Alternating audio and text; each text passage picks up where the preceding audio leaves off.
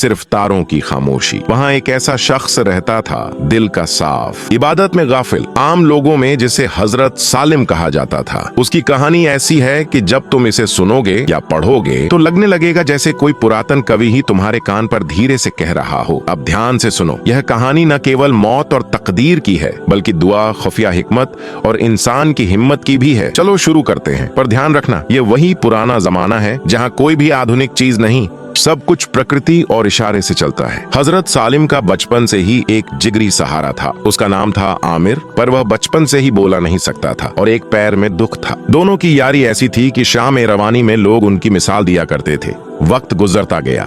एक दिन सालिम के दिल ने ख्वाहिश की कि वह अपने पुराने दोस्त आमिर से मिलने चला जाए। अगले सवेर वह पैदल निकल पड़ा। रास्ते में उबड़ खाबड़ गांव, धूल और हवा में मिर्ची सी गर्मी थी। रास्ते में एक अजनबी मिला, उस पर साधारण कपड़ा, आंखों में अजीब सी सर्द रोशनी। उसने अपने आप का नाम बताया, सफर। नाम सुनकर सालिम ने भीतर से हल्का सा आश्चर्य महसूस किया। यह नाम कुछ अलग सा था, पर उसने ज्यादा कुछ नहीं पूछा। दोनों साथ साथ चलने लगे। राह में एक गांव आया। सफर बोला, तुम आगे चलो, मुझे यहाँ किसी को खबर देनी है, बाद में मिलूंगा। सालिम ने कहा, ठीक है, और निकल पड़ा। उस गांव में थोड़ी ही देर में खबर फैली कि एक किसान बैल की ठोकर से मर गया। कुछ ही देर बाद सफर वापस आया और दोनों फिर साथ निकल पड़े। आगे बढ़ते हुए दूसरे गांव के पास पहुंचे, जहां एक छोटा सा कारवां रुकाव था। खाने और ठहरने की व्यवस्था ठीक ठाक सी दिखी। राह अभी लंबी थी, रात भी हो गई थी। सालिम ने कहा, रात हो रही है, थकान भी है, हम यहीं खाकर बैठ जाएं। सफर ने कहा, ठीक है, मुझे भी यहाँ किसी को जरूरी चीज देनी है, तुम आराम करो, मैं बाद में आकर खा लूंगा। यह कहकर वह उस गांव से चला गया। कुछ ही देर में वहां से धुआं उठकर आग बन गया। लोगों के घर जले। सालिम ने अचंभे से सोचा, जहाँ यह चलता है वहाँ नुकसान हो जाता है। सुबह दोनों फिर चल पड़े। कुछ दूर पर एक और गांव आया। सफर ने फिर कहा, तुम आगे चलो, मुझे यहाँ भी कुछ देना है। पर इस बार सालिम रुका और निगाहें उस पर टिका दी। तभी लोगों के शोर से पता चला कि किसी को सांप ने काट लिया और वह मर गया। ठीक उसी वक्त सफर वापस आया। सालिम का मन तिलमिला उठा। उसने सफर से सीधे शब्दों में पूछा, तुम जहाँ भी जाते हो वहाँ अजीब घटनाएं क्यों होती हैं? तुम कौन हो? सफर ने धीरे से कहा, ऐ मौलवी, तुम बड़े आलिम लगते हो, इसलिए मैं तुम्हारे साथ था, पर अब तुम नहीं पहचाने तो बता दूं, मैं वही हूँ जो लोगों के आंत वाले सफर का अंदाजा लेता है। सालिम के मुंह से एक सवाल निकल पड़ा, क्या तुम मौत का फरिश्ता हो? सफर ने सादा जवाब दिया, जो जिंदगियां मर चुकी हैं मैं उन्हें ले जाता हूँ, पर अल्लाह के हुक्म से। सालिम के दिल में पहले से शक था, अब शक पक्का हो गया। सालिम ने हिम्मत करके पूछा, तो बताओ अगली मौत किसकी है? सफर ने कहा, तुम्हारे उसी दोस्त की, आमिर की, और उसकी मौत का सबब तुम ही बनोगे। ये सुनकर सालिम का दिल भर गया। उसने सोचा, मेरी वजह से उसका जान क्यों जाए? उसने फैसला किया कि मैं उससे मिलूंगा नहीं, कम से कम मैं उसकी मौत का कारण तो नहीं बनूंगा। पर सफर ने भी कहा, तुम जो सोच रहे हो मैं वह सब समझता हूँ, पर तकदीर की बारी भी किसी के इरादे से बदलती नहीं। सालिम ने अपने दिल में फिर बदल कर वापस चलने का मन बनाया, पर तभी एक अजब नजारा सामने आया। आमिर, जो कि गूंगा और एक पैर में माजूर था, तेज तेज कदमों से उसके पीछे आ रहा था। उसकी आंखों में खुशी, पर वह बोल नहीं पा रहा था और चलने में भी मुश्किल थी। उसने अपनी सारी ताकत लगा दी, पर बुढ़ापा, थकावट और जोश का मेल, और तभी आमिर को दिल का दौरा पड़ा। वह वहीं धराशायी हो गया। सालिम ने देखा कि उसकी सांस थम चुकी। वह चीखना चाहता था पर आवाज नहीं निकली। सफर ने कहा, वह कोशिश कर रहा था पर उसकी हदें तो थीं। उसने अपने हक़ से बाहर चला और दिल ने जवाब नहीं दिया, इसलिए तुम्हारी वजह से उसकी मौत हुई। सालिम को अब पूरा यकीन था कि सामने जो खड़ा है वही मौत का फरिश्ता है। वह तो एक आलिम था, जानता था कि किस्मत पर इंसान का कदम कैसे चलता है। पर अब उसके दिल में एक नया सवाल उठ खड़ा हुआ, मेरी मौत कब होगी और कैसे? सफर बोला, आम लोगों के लिए यह जानना ठीक नहीं, पर तुम आलिम लगते हो। सुनो, तुम्हारी मौत ठीक 1 माह बाद इसी दिन किसी दूसरे मुल्क में फांसी से होगी, और हैरानी की बात यह कि तुम खुशी खुशी उसे कबूल कर लोगे। ये कहते हुए सफर वहां से चला गया। अब उसके पास साथ चलने का कोई कारण न बचा था। सालिम अपने दोस्त का अंतिम रस्म अदा करके गांव लौट आया, पर दिल बेचैन था। वह सोचता रहा। उसकी शोहरत देश दर देश फैल चुकी थी।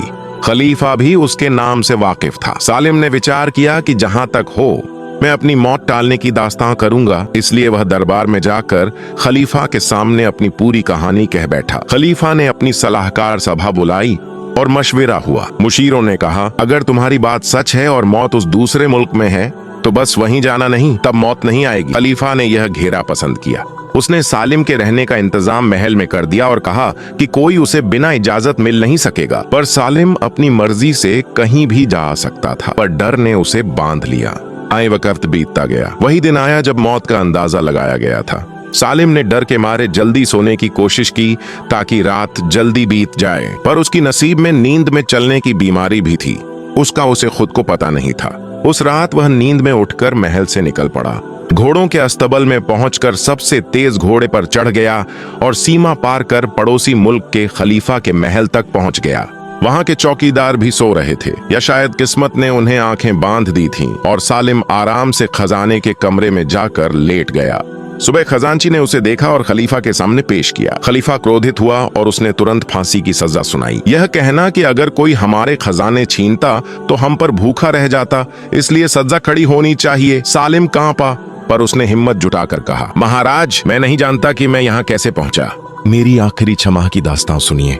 खलीफा ने सोचा शायद यह अपने को बचाने का बहाना है, पर फिर पड़ोसी मुल्क के सिपाहियों की जाकर तस्दीक आई। उन्होंने बताया कि पिछले 6 माह कुरैश के खलीफा ने सालिम को अपने यहाँ मेहमान रखा था और उसकी रिपोर्ट यही है कि वह सच कह रहा है। कोई चोरी नहीं हुई, वह महल का मेहमान रहा। अब खलीफा मुश्किल में पड़ा। अगर वह सजा ना दे तो उसके गुस्से और वादे की बेइज्जती होगी, अगर सजा दे तो एक बेगुनाह की जान चली जाएगी। फिर मुशीरों ने एक चाल सुझाई, महाराज, उसे कच्चे धागे का फांसी दें, ऐसा धागा टूट जाएगा पर हुक्म की इज्जत भी रहेगी। खलीफा ने माना। सभी ने सोचा कि इस तरह सालिम की जान बच जाएगी और राज भी कायम रहेगा। सालिम को फांसी पर चढ़ाया गया।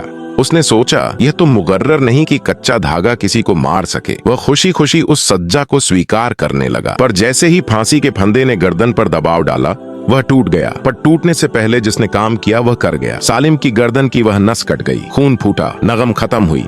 सब स्तब्ध रह गए कि कितना कमजोर धागा कैसे किसी की बर्बादी का कारण बन गया। पर नसीब ने अपना कदम रखा हुआ था। जो लिखा था वह पूरा हुआ। कहानी का मर्म यही है, हमने जितनी भी तदबीरें की, कितनी भी चालें चली, पर तकदीर की रवायत इतनी गहरी कि इंसान अक्सर उसे नहीं बदल पाता। अगर सालिम ने वह सवाल न पूछा होता, मेरी मौत कब होगी, तो शायद वह महल में खुशी खुशी जीता रहता, डर में बिताए हुए महीनों की जगह एक हल्की सी जिंदगी। पर इंसान की प्रकृति यह है कि वह जानने की जिज्ञासा से बंधा होता है, और यही जिज्ञासा कभी कभी उसके लिए मुसीबत बन जाती है। और फिर भी एक आखिरी बात, सिर्फ एक चीज ताकत रखती है तकदीर को बदलने की, दुआ करते हैं। इसलिए हमें चाहिए कि हमेशा अच्छी तकदीर और बेहतर मुमकिन कल की दुआ करें, क्योंकि इंसान को मुस्तकबिल का पता नहीं दिया गया ताकि वह अपने जिए हुए लम्हों को बेहतरीन बना सके।